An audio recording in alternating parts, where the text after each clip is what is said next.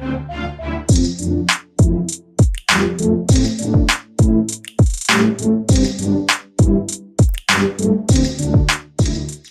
and welcome to the Print Softcover, our online platform to launch non-fiction books. I am Debdutta, and today we are in conversation with author Sonia Faleiro on her new book, The Robe and the Sword, as you can see it here. An extremely fascinating title for an equally fascinating book that traces how Buddhism, which is often perceived as inherently peaceful, has in specific historical and political contexts been mobilized into militant and often exclusionary ideologies, and how colonial disruption, post colonial nationalism, and anxieties around identity have reshaped the Buddhist thought, specifically in places like Sri Lanka and Myanmar, often turning religion into a tool of political mobilization. Today, we are in conversation with her about her book, and welcome to the Print, Sonia. Thank you so much for having me. First of all, congratulations on the book. Let me begin by saying that it was such a gripping read that I finished it in one sitting. And I could not help but, wonder at the multiple threads that you weave in your story, the shifting nature of religion, what drives it. In your epilogue, you even give an answer, and there are two key words in that. I will come to that later. But before I ask you to elaborate on that, your book first of all shows how monks have emerged as central figures in movements that promote sectarian hatred, essentially, abandoning the teachings of the Buddha in favor of a more common and earthly goal, which is the political power. There is this line which I think borrows, where the book title of the book also is borrowed, where you say that how the robe took up the sword and how monks had moved beyond shaping ideologies in Sri Lanka, in Myanmar, in Thailand, in different ways. If you could elaborate more on how Buddhism's relationship with power and violence evolved, and what conditions, according to you, led to the shift from, a ethical philosophy to a more militant ideology, like the core words that you used in your answer was power and ego.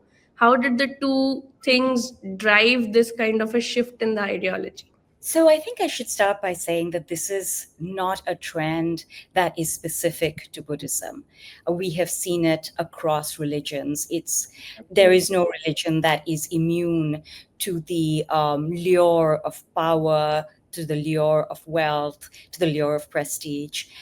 I think what makes it particularly interesting in the Buddhist connotation is the fact that we as viewers or outsiders are not ready to see that the clergy or indeed people who practice Buddhism are as human as anybody else. And really, one can't blame Buddhists for that. I think that has a lot to do with how the Western world has understood the Dalai Lama, how Buddhism's soft power has spread through its popularity amongst Hollywood stars, for example, and also the commercialization of Buddhism. Absolutely, which is something you even talk about in your book. Yeah, I mean, I don't think there is a shop or, in fact, a hotel or a spa in the world where you don't see a Buddhist figurine. It has become, in a way, a universal religion and has become very closely associated with mindfulness and meditation. And, of course, the actual Buddhist tenet, which is ahimsa or non-harming. But one of the things that even a lay reader of the newspapers would have taken note of was the fact of the genocide in Myanmar. And the genocide in Myanmar, as your viewers will know, was targeted at the Rohingya Muslims. And it was carried out by the Burmese, who are practicing Buddhists, and led in many instances by Burmese clergy. Ashin Viratu is an example. I mean, he goes by the moniker Buddhist Bin Laden. It's a moniker that was given to him by an international magazine, but of which he's extremely proud. So the genocide is what drew my attention to these undercurrents that are roiling Buddhist society. And from Myanmar, I found my attention drawn to Sri Lanka, which has a deep and troubling history of violence against religious minorities, Hindu Tamils, but more recently Christians as well. And from there, I traveled to Thailand. This is a book that I've been researching for 2 years. And in Thailand, I saw that the clergy there is facing its own challenges, its own sort of inability to adhere to Buddhist values, its own inability to stay away from worldly distractions.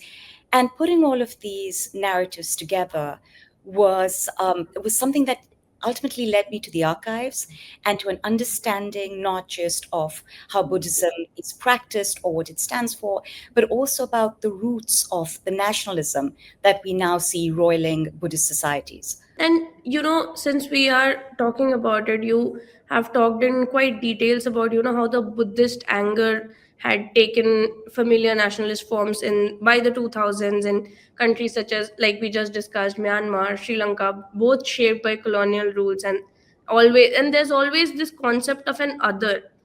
I mean, across the South Asian and Southeast Asian nationalist movements, the other in this case seems similar in nature. It is the Muslims and in some cases the Christians, like we discussed. And in Sri Lanka, saffron robe monks have become associated with groups like the Boduwala Sena, which you discuss in details. And these have become symbols of fear for the Muslims because they claim to defend Buddhism. You also call your chapter Saffron Revolution, which is quite ominous. And like we discussed, the Ashwin Viratu phenomenon in Myanmar. And yet, ironically, it is also, since it is based on these colonial movements, the colonial movement itself was based on racial and segregation based on race and ethnicity. And when you talk about these kind of structures, you also discuss about how they are tied up to the Hindu nationalist movement in India. So my question to you then is that how do you think these strains go across the three countries or across regions and bind themselves together in pursuit of kind of defending their religion along nationalist sentiments, but also this common concept of always having an other, which is like a bigger enemy that you have to fight against? Because these are all, like we say, that these are all colonial relics that we have been left behind with. But to kind of use them as tools for your own political power and nationalism, how did you see that play out in the larger structure of things? So there is so much that is going on that we need to understand. And one of the things that I learned when I went into the archives and studied the political origins of these colonized societies, of which, of course, India is one, it became really clear that everywhere the British Empire extended, in order to justify their presence, but also in order to pursue their extremely successful policy of divide and rule, they had to grade individuals. Individuals in colonized societies were graded like we were cattle. We were told some of us were better than others. Some of us were better than others because of the color of our skin, because of our ethnicity, because of the religion we pursued, because of our culture, because of our livelihoods. That grading process by the British is something that we see all over the world. You see it in Africa, you see it in South Asia, you see it in Southeast Asia. So what we have, the origins of this investigation that you read in The Robe and the Sword, is really the origins of colonialism and occupation. So let us look at Sri Lanka, for example, which is at the time of the British arrival, of the occupation, is a society where various religions are practiced. You have Buddhism, of course, predominating, but you also have Hinduism. There is this idea, it is a misconception, that Hinduism came to Sri Lanka via the British, who brought over Hindu Tamils. This is incorrect. Hinduism was practiced prior to the arrival of the British. But with the British attempting to dominate, but at the same time divide society, they started to grade people. And the Sinhalese Buddhists were made to feel that their religion was under threat. They were made to feel marginalized. And as the British continued to establish themselves, it's certainly true to some extent that Hindus from, originally from Sri Lanka, but also those who had come from India, or rather brought over. I don't believe that anybody moved country voluntarily at that time. Those who were brought over were given opportunities. That created a destabilizing effect. And nationalism and independence in Sri Lanka came to be associated with Buddhism. And so Buddhism became the religion that was associated with independence and the independence movement. And after the ouster of the British, the Sinhalese Buddhists continued to use their position as those who had fought for independence to establish their dominance and continue to maintain those divisions that the British had sown. And so what we find in Sri Lanka is, these divisions ultimately leading to the civil war, because Tamil Hindus rightfully felt that they are being marginalized, that they don't have the same opportunities as the Sinhalese Buddhists. And it is at this point that we start to see something that had already emerged in the independence movement, which is the rise of Buddhist monks, again playing the nationalism card, again playing the patriotism card, and again talking about Buddhism being under threat. And it is during this time that the local media coins the term militant monks, because you have monks who, rather than saying, hey, let's resolve these internal divisions peacefully through conversation or as you will, calling for enhanced violence, enhanced sort of military targeting of the LTTE, and also, as it happens in these circumstances, civilians get swept up in the violence.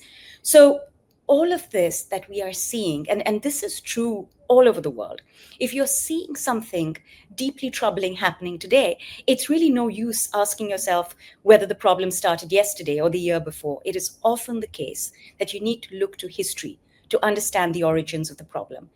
And with the rise of militant Sinhalese Buddhism in Sri Lanka, with the rise of Hindu nationalism in India, with the rise of Buddhist nationalism in Myanmar, these militant monks start to look to each other and start to reach out to each other using their immensely powerful social media platforms and start to make connections. We see visits of monks from Myanmar to Sri Lanka. We hear of Sri Lankan monks reaching out to members of the RSS in India, talks of cooperation.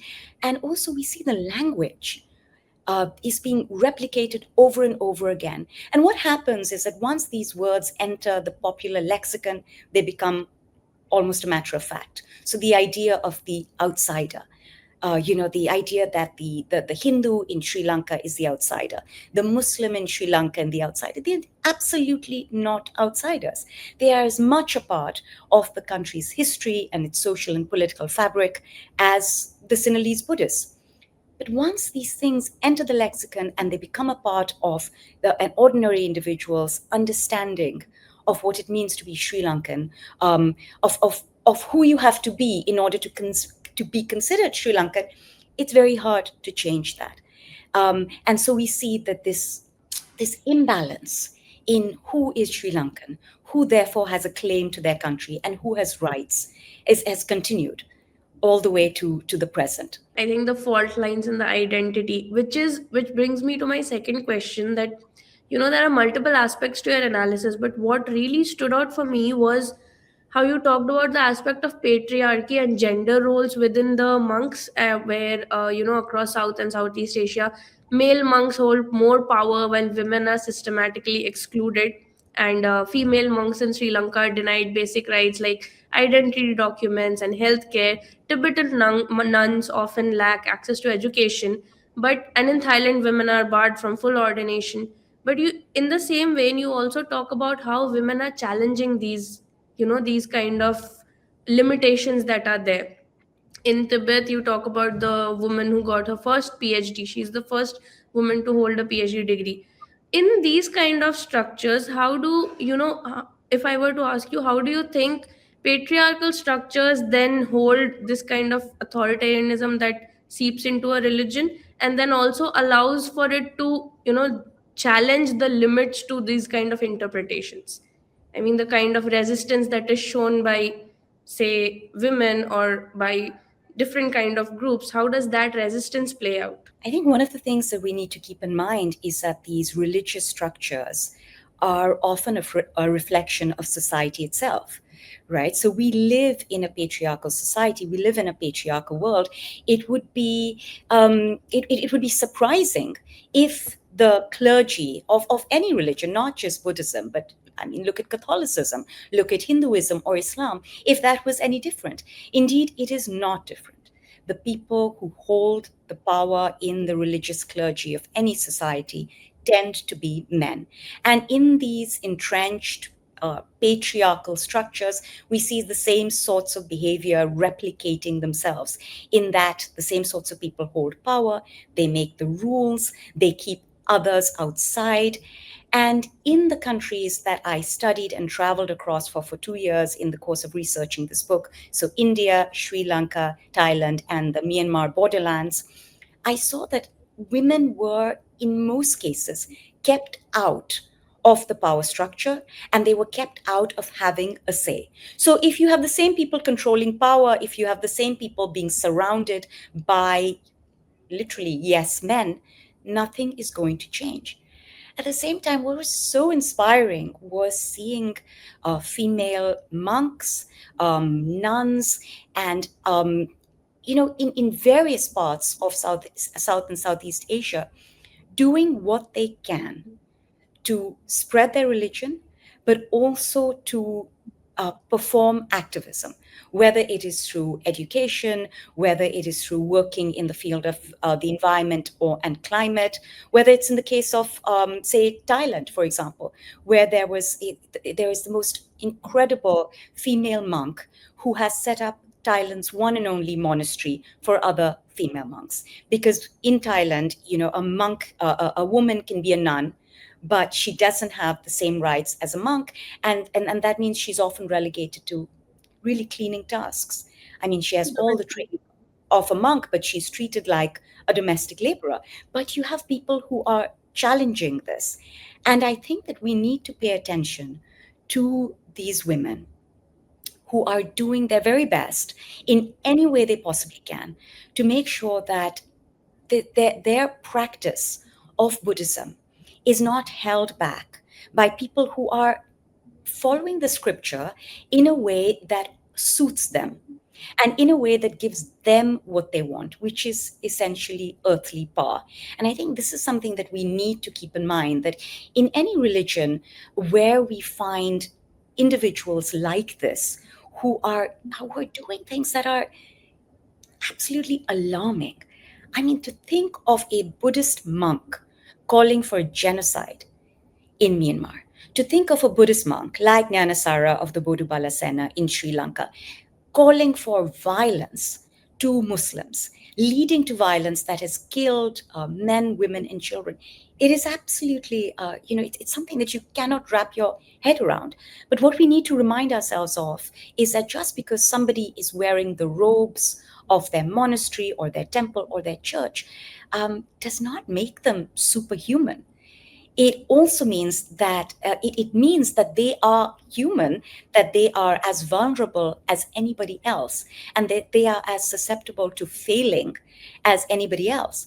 But we as lay people need to remind ourselves of this possibility, and we need to stop blindly following such people.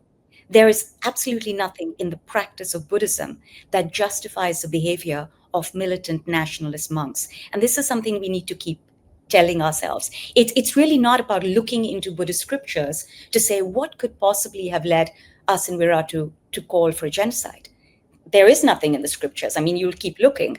It is really about individuals who crave power and crave, are using everything that they can to achieve that power. Since following up on what you said, the fact that they are not superhumans, you in your book also kind of humanize them. Like when it comes to Nyan Sara, I remember when you talk about your meeting with him, you say he was grinning like a wolf, but then he said that, we might have made mistakes, but we always offer tea to the people who come to us.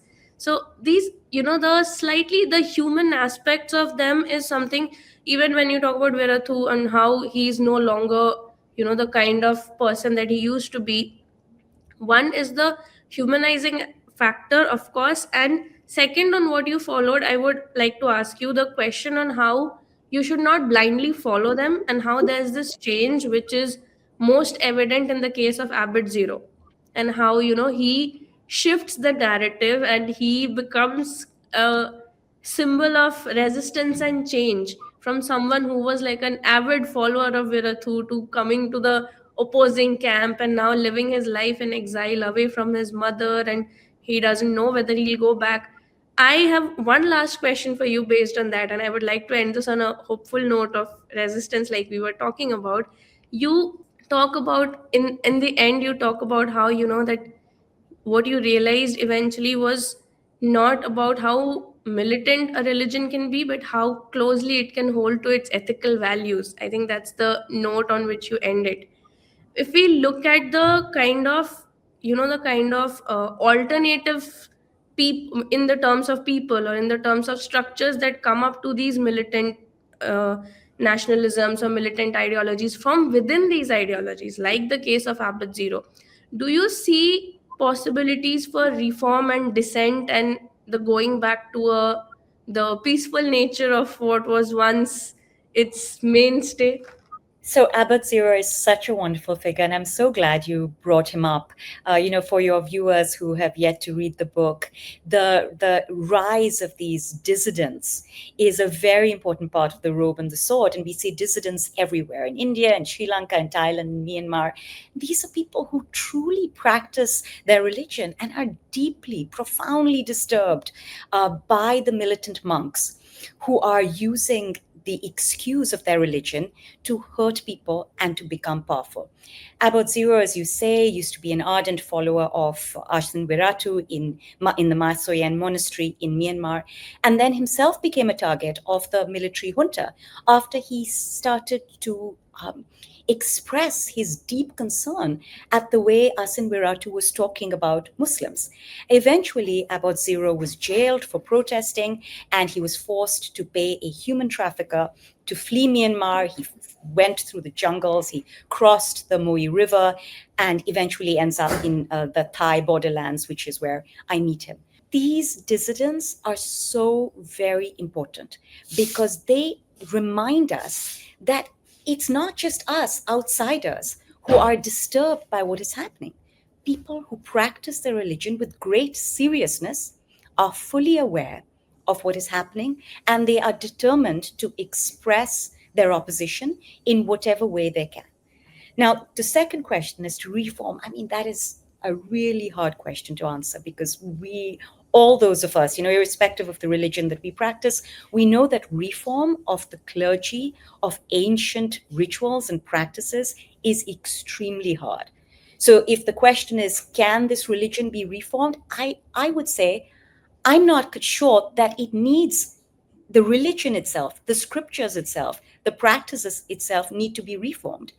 I think it's the individuals who wear the garb, who wear the robe, and who we look to, who need to be, who need to reform, and who perhaps, we need systems in place that can discipline them. Currently, there really is nothing that anyone can do about a Bodhu Balasena or a Viratu or any one of these individuals who wear the robe, but ultimately urge their followers to pick up the sword. Thank you so much. This has been an extremely enlightening conversation. Thank you for Thank your time.